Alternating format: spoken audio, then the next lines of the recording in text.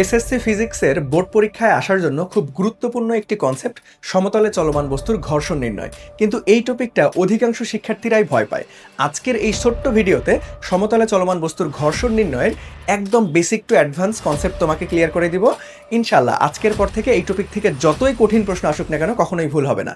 আসসালামু আলাইকুম প্রিয় শিক্ষার্থীরা, সাথে আছি আই স্কুল থেকে তোমাদের মুন্না ভাইয়া। সো চলো আমরা খুব গুরুত্বপূর্ণ একটি প্রশ্ন অলরেডি এটা দেখো সকল বোর্ডে 2018 সালে আসছিল এবং কৃষি বিশ্ববিদ্যালয় হাই স্কুলে চলে আসছিল। আমরা প্রশ্নটা একটু মনোযোগ দিয়ে পড়বো। যখন ফিজিক্সের প্রশ্নটা মনোযোগ দিয়ে পড়বো তখন অবশ্যই খেয়াল রাখবো যে ভাইয়া কোন কোন উপাদানের মান তোমাকে দেওয়া আছে এবং শেষ মুহূর্তে তোমাকে কি বের করতে বলছে। অর্থাৎ সবার আগে আমাদেরকে কিওয়ার্ডগুলান তোমাদেরকে আইডেন্টিফাই করতে হবে।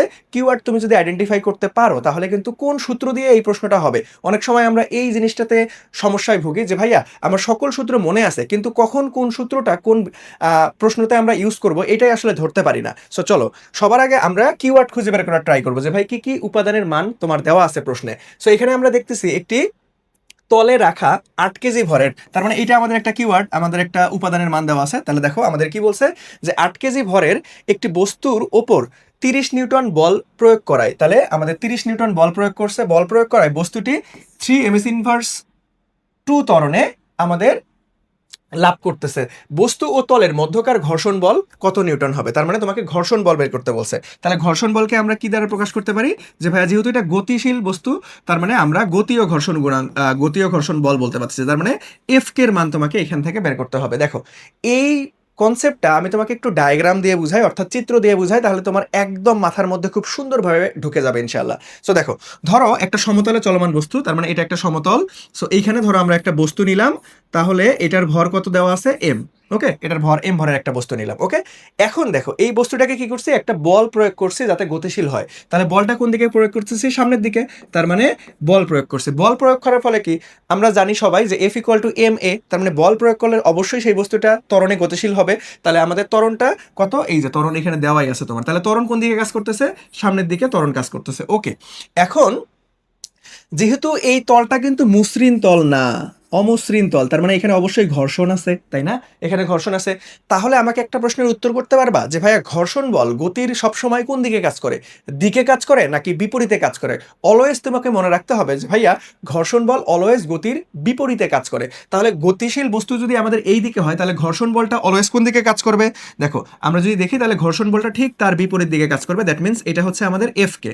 ওকে, তাহলে গতিশীল এই দিকে, যেহেতু আলটিমেটলি তলটা অমসৃণ তাহলে অবশ্যই ঘর্ষণ উৎপন্ন হবে এবং ঘর্ষণটা গতির বিপরীতে কাজ করবে। এটা অলওয়েজ ফিক্সড যে ভাইয়া গতিশীল বস্তুর ঘর্ষণ কোন দিকে কাজ করবে, বিপরীতে কাজ করে। ওকে, এখন তোমাকে এইখান থেকে নর্মালি আমাদেরকে এফ কে এর মান বের করতে হবে। তাহলে দেখো এই পুরো সিস্টেমটাকে আমরা যদি একটু দেখি ভাইয়া, তাহলে এর যদি আমরা সামেশন অফ এফ অর্থাৎ লব্ধি বল বের করতে চাই তাহলে দেখো কি আসতেছে যে ভাইয়া আমরা এখান থেকে বের করব যে লব্ধি বল। এখান থেকে কি বের করব, লব্ধি বল। তাহলে লব্ধি বলকে আমরা সামেশন অফ এফ বলতে পারতেছি। তাহলে দেখো লব্ধি বল যদি আমরা বের করি তাহলে এইখানে কি করতে হবে, এইখানে আমাদেরকে দেখো দুইটা বল কাজ করতেছে। কোন দিকে ভাইয়া, আমাদের এই দিকে একটা বল কাজ করতেছে, এফ একটা কাজ করতেছে এবং এফ কে এই দিকে কাজ করতেছে। দুইটা বল পরস্পর যদি বিপরীত দিকে কাজ করে, আমি আবারও বলতেছি দেখো দুইটা বল পরস্পর যদি বিপরীত দিকে কাজ করে তাহলে ওই দুইটাকে কি করতে হয়, বিয়োগ করে দিতে হয়, অর্থাৎ বড় থেকে ছোটটা বিয়োগ করে দিতে হবে। তাহলে দেখো এটার মধ্যবর্তী কোণ কত ভাইয়া, একদম 180 ডিগ্রি না, তাহলে বিপরীত দিকে কাজ করতেছে। বিপরীত দিক অথবা এখানে আমরা কি বলতেছি যে ভাইয়া 180 ডিগ্রি আছে। 180 ডিগ্রিতে থাকলে নিয়ম কি যে ভাইয়া দুইটাকে পার্থক্য করতে হবে, অর্থাৎ বড় থেকে ছোট বাদ দিতে হবে। একটু পরে আমি তোমাদেরকে সেটাও প্রমাণ করায় দেখাবো যে কেন আসলে এখানে 180 ডিগ্রি হলে বিয়োগ আসে। আগে আমি কনসেপ্টটা বুঝাই নিই। দেখো তাহলে আমাদের 180 ডিগ্রি বা বিপরীত দিকে থাকলে কি করতে হবে, পার্থক্য করতে হবে, বড় মাইনাস ছোট করতে হবে। পার্থক্য কিন্তু নেগেটিভ মান আসবে না, বড়টা মাইনাস ছোটটা করতে হবে। এখন তোমরা আমাকে একটু বলতে পারবা যে ভাইয়া এখানে এফ বড় নাকি এফ কে বড়, এফ বড় নাকি এফ কে বড় বলো দেখি। অবশ্যই এফ বড়। কেন? কারণ প্রশ্ন অনুযায়ী, কারণ এই বস্তুটা গতিশীল ভাইয়া, এই বস্তুটা গতিশীল। যদি আমাদের এফ অর্থাৎ প্রয়োগকৃত বল বেশি না হইতো তাহলে তো আলটিমেটলি কি এ তো চলতোই না। ঠিক আছে, ঘর্ষণ যে বলটা আছে এই বলটাকে উপেক্ষা করে কিন্তু একে সামনের দিকে চলতে হবে, তাই না? অলরেডি দেখো এত ত্বরণে সে সামনের দিকে চলে গেছে অলরেডি। তাহলে আমাদের এখানে কি হবে ভাইয়া, এখানে অবশ্যই আমাদের এই এফটা বড় হবে এবং এফ কেটা ছোট হবে। কারণ আমাদের বস্তুটা কি হচ্ছে, চলতেছে। কারণ কি, কারণ এই বস্তুটা চলছে। যদি না চলতো তাহলে আমরা বলতে পারতাম যে এফ কে বড়। এফ কে বড়, ঠিক আছে, বাট চলতেছে যেহেতু তার মানে আমাদের এই বলটা বড় হবে, কারণ এই ঘর্ষণ বলকে উপেক্ষা করে সে সামনের দিকে এ ত্বরণে গতিশীল হয়েছে। ওকে, তাহলে আমাদেরকে সামেশন অফ এফ কি করতে হবে, যে ভাইয়া এফ মাইনাস আমাদেরকে কি করে দিতে হবে এফ কে। এখন তোমরা অনেকেই প্রশ্ন করতে পারো যে ভাই আপনি এই সূত্রটা কেন লিখলেন, এখানে মাইনাস কেন হইলো, চলো সেটা একটু বুঝাই আসি। এটা নর্মালি ভেক্টর অধ্যায়ের কনসেপ্ট। সো আমাদের হচ্ছে বলের আমরা যদি একটু দেখি তাহলে দেখো আমাদের এইখান থেকে দুইটা ভেক্টরের মধ্যবর্তী যদি কোণ দেওয়া থাকে, তাহলে দেখো আমরা ধরে নিলাম এটা হচ্ছে এ ভেক্টর, অথবা এটাকে ডিরেক্ট আমরা বলে দেই যে ভাই এটা পি ভেক্টর বললাম, আর এই দিকে একটা ভেক্টর কাজ করতেছে, এটাকে আমরা কিউ ভেক্টর বললাম, ঠিক আছে, এদের মধ্যবর্তী কোণ থিটা বললাম। তাহলে দুইটা ভেক্টরের লব্ধির মান কত হবে বলো দেখি, দুইটা ভেক্টরের লব্ধির মান কত হবে? লব্ধির মান নির্ণয়ের সূত্র একটা আছে, যেটা তোমাদের এসএসসি লাইফে একটু কম আলোচনা করা আছে, বাট প্রশ্ন কম হয় কিন্তু প্রয়োগটা আসে। দেখো এসএসসি সিলেবাসটা একটু অদ্ভুত সিলেবাস, দেখবা যে মাঝে মাঝে প্রশ্ন একটু যদি কঠিন হয় তাহলে তোমার যেই কনসেপ্ট থেকে প্রশ্ন আসে ওই কনসেপ্টটা বইয়ে ভালো মতো আলোচনা করা নাই। সো এটাও সেই একই রকম একটা কনসেপ্ট। দেখো এখান থেকে যদি আমরা একটু দেখি যে ভাইয়া এই দুইটা বলের লব্ধি বের করার সূত্র কি হবে ভাইয়া, লব্ধি বের করার সূত্র, সো এই যে মিডল পয়েন্ট দিয়ে লব্ধি চলে যাবে, এটা হচ্ছে আর, ডিরেক্ট আর নির্ণয়ের সূত্র, এটা একটু কষ্ট করে মুখস্থ রাখতে হবে, আর equal to root over p square plus q square plus 2pq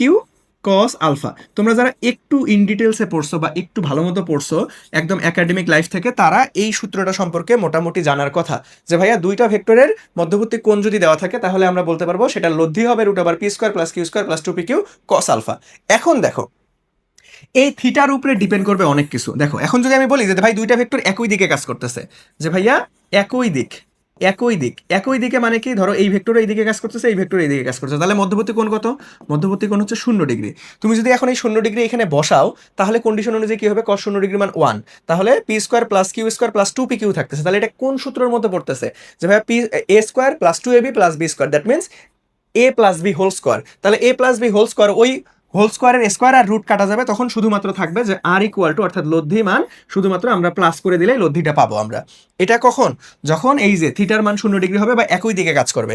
ঠিক একইভাবে যদি আমরা দেখি যে ভাইয়া যদি বিপরীত দিকে কাজ করে, দুইটা বল দুইটা ভেক্টর যদি বিপরীত দিকে কাজ করে, বিপরীত দিক মানে কি কত ভাইয়া, যে থিটার মান হচ্ছে 180 ডিগ্রি, তাহলে দেখো তাহলে আমাদের কি আসতেছে, cos 180 ডিগ্রি মানে হচ্ছে -1, তাহলে আমরা a square minus 2ab plus B স্কোয়ারের সঙ্গে পড়তেছে, তখন a minus B whole square, তাহলে a স্কোয়ার আর রুট কাটা, তখন আমাদের লব্ধি নির্ণয়ের সূত্র থাকবে যে ভাইয়া p মাইনাস কিউ। এটাকে আমরা এইভাবে লিখি যে ভাইয়া p অ্যাপ্রক্সিমেট কিউ, মানে বড় থেকে ছোট বাদ দিতে হবে তোমাকে, বড় মাইনাস ছোট করতে হবে, এখানে অলওয়েজ পজিটিভ মান আনবো আমরা, বুঝছো? সো এখন আমাকে একটু এই কনসেপ্টটা বলো দেখি, সবাই বুঝতে পারছো কিনা ভাইয়া, যে কেন এখানে মাঝে মাইনাস হইলো? তোমরা এখন নিজেই দেখবা যে তুমি অন্য বন্ধুকে তুমি বুঝাইতে পারবা, বুঝতে পারছো? আমরা অনেক সময় মুখস্থ করি যে ভাইয়া এই দুইটাকে মাইনাস করতে হবে, কেন মাইনাস করতে হচ্ছে এটাও আমি তোমাদেরকে দেখাই দিছি। ওকে, সো মাইনাস করতে হচ্ছে কারণ এরা বিপরীত দিকে অবস্থান করতেছে, দ্যাট মিনস আমাদের 180 ডিগ্রি অ্যাঙ্গেলে আছে। যদি আমরা বেসিক লব্ধি বলের সূত্রটাই ফেলাইতাম তাহলে এখানে আমরা ক্যালকুলেট করে এই মাইনাসটাই পাইতাম। সো দ্যাটস ওয়াই এটা আমরা আমাদের ক্যালকুলেশনের সুবিধার্থে, যাতে আমরা দ্রুত ক্যালকুলেশন করতে পারি, দ্রুত প্রশ্ন সমাধান করতে পারি, এই জন্য আমরা একটু মনে রাখি বা মুখস্থ করে রাখি। ওকে, সো তোমাকে বেসিক কনসেপ্টটাও শিখাই রাখলাম, যদি কখনো ভুলে যাও তাহলে এভাবে বের করতে পারবা, বাট এটা তোমাকে একটু কষ্ট করে মনে রাখতে হবে। ওকে, তাহলে চলো এখান থেকে আমাদের দরকার কি, এফ কে এর মান, দ্যাট মিনস এইখান থেকে আমরা এই যে এফ কে মহাশয়কে বের করব। তাহলে এফ কে যদি বের করতে চাই তাহলে দেখো এটাকে বেশি পার করে আনো, তার মানে summation of F plus F K equal to আমরা এফ বলতে পারবো। তাহলে এখান থেকে আমরা এফ কে লাগবে, তার মানে অতএব এফ কে ইকুয়াল টু আমরা কি করতে পারবো ভাইয়া, যে F minus summation of F. দেখো এখন এইটাকে সামেশন অফ এফ, এটাকে কি বলতে পারবো, লব্ধি বল। তাহলে আমরা লব্ধি বল, বলের সূত্র কি জানি, F equal to M A, তার মানে আমরা summation of F equal to আমরা সূত্র, যদি বলের মান না দেওয়া থাকে, দেখো এখানে আমাদের ভর দেওয়া আছে, তাহলে ভাঙাইতে হবে এফ কে, তাহলে F equal to M A আমরা ইউজ করতে পারবো, বুঝতে পারছো? তাহলে দেখো এখন আমরা এখানে এফ মাইনাস আমাদের কি করতে পারবো, যে ভাইয়া F equal to M A এটা ইউজ করতে পারবো। তাহলে দেখো এখানে প্রয়োগকৃত বল কত নিউটন প্রয়োগ করছিলাম, দেখো এই যে 30 নিউটন বল প্রয়োগ করছি, কত নিউটন, 30 নিউটন। তাহলে এখান থেকে আসো যে ভাইয়া 30 মাইনাস এম এর মান কত ভাইয়া, এম এর মান হচ্ছে এখানে 8, তাহলে এখানে 8 এবং এর মান কত বলো তো, এই যে এর মান হচ্ছে 3, তার মানে 8 ইন্টু 3, তাহলে এখানে ক্যালকুলেশন করলে কত আসতেছে ভাইয়া, 30 মাইনাস কত, 3 আসতে আমাদের হচ্ছে 24। তাহলে এখানে 24 যদি বাদ দিই 30 থেকে, তাহলে আমাদের কত আসতেছে, ফাইনালি উত্তর আসতেছে হচ্ছে আমাদের 6 নিউটন। এটাই হচ্ছে আমাদের ফ্যান্টাস্টিক ভাবে রাইট অ্যান্সার। ঠিক আছে? সো আজকের পর থেকে ইনশাআল্লাহ আমি তোমাকে যেভাবে বুঝাইলাম একদম বেসিক টু অ্যাডভান্স তোমার যতটুকু এসএসসি লেভেলে জানা লাগবে আমি একদম সম্পূর্ণটাই তোমাকে সূত্র কিভাবে আসছে, মাইনাস কেন হইছে সবকিছু বুঝাই দিছি। যদি এখন থেকে আসে যে ভাই সমতলে কোনো চলমান বস্তুর যদি ঘর্ষণ বল বের করতে বলে অথবা প্রয়োগকৃত বল বের করতে বলে, যেকোনো কিছু বের করতে বলতে পারে, তাহলে তোমরা কি পারবা? আমাকে একটু কমেন্ট সেকশনে সবাই জানাবা যে এই কনসেপ্টটা সবার ক্লিয়ার কিনা এবং তোমরা এই জিনিসটা 100% বুঝছো কিনা। এই দোকান থেকে যতই ঘুরায় পাশায় প্রশ্ন আসুক কিনা তোমরা পারবা কিনা ইনশাল্লাহ। আমি কিন্তু সবার কমেন্ট চেক করবো। ওকে, সবাই কমেন্ট করবা যে ভাইয়া তোমরা এই ভিডিওটা থেকে উপকৃত হয়েছো কিনা এবং এই কনসেপ্টটা সুন্দর মতো বুঝতে পারছো কিনা।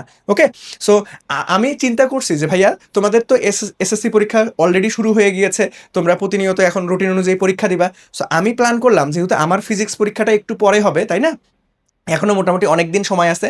সো আমি তোমাদের জন্য একটা প্ল্যান করছি আসলে, সেটা হচ্ছে যে ফিজিক্স পরীক্ষার আগ মুহূর্তে আমরা যতদিন সময় পাবো প্রতিদিন আমি এইরকম একটু কঠিন বা একটু কনফিউজিং যে টপিকগুলো আছে বা তোমাদের কাছে যেগুলো একটু কষ্টকর হয় বুঝতে বা তোমরা একটু সমাধান করতে ভয় পাও যে ভাই এই টপিকগুলো আমরা একটু ভয় পাই বা একটু কনসেপ্ট ক্লিয়ার না বা আমার আলটিমেটলি এই জিনিসগুলো এখনো কনসেপ্ট ক্লিয়ার না, সো ওই কঠিন বিষয়গুলান বা একটু কনফিউজিং বিষয়গুলান বা এই ধরনের গুরুত্বপূর্ণ টপিকগুলান আমি তোমাদেরকে এই শর্ট ভিডিওর মাধ্যমে খুব সুন্দর মতো এসএসসি পরীক্ষার আগ মুহূর্তে শর্ট সিলেবাসে যত চ্যাপ্টার আছে সবগুলাই সুন্দর মতো দেখাই দিব ইনশাল্লাহ, যাতে করে তোমাদের অন্যান্য পরীক্ষা তো তোমরা রুটিন অনুযায়ী দিবাই, তার পাশাপাশি যেগুলো ফিজিক্সে একটু কঠিন টপিক তোমরা একটু পেজের মধ্যে আমাদের আই স্কুল পেজের মধ্যে নজর রাখবা, প্রতিদিন একটা করে ভিডিও যাবে। সো এই ধরনের আমরা কনসেপচুয়াল বিষয়গুলো একদম ক্রিস্টাল ক্লিয়ার ধারণা দিয়ে দিব এবং কনসেপ্ট ক্লিয়ার করে দিব ইনশাআল্লাহ। সো আজকের ভিডিওটা এই পর্যন্তই। সবাই ভালো থাকো, সুস্থ থাকো, সবাই মনোযোগ দিয়ে খুব সুন্দরভাবে রিল্যাক্সে পরীক্ষাগুলো দাও। সবার সাথে দেখা হবে নেক্সট আরেকটা ভিডিওতে। সবাই ভালো থাকো, সুস্থ থাকো। আসসালামু আলাইকুম।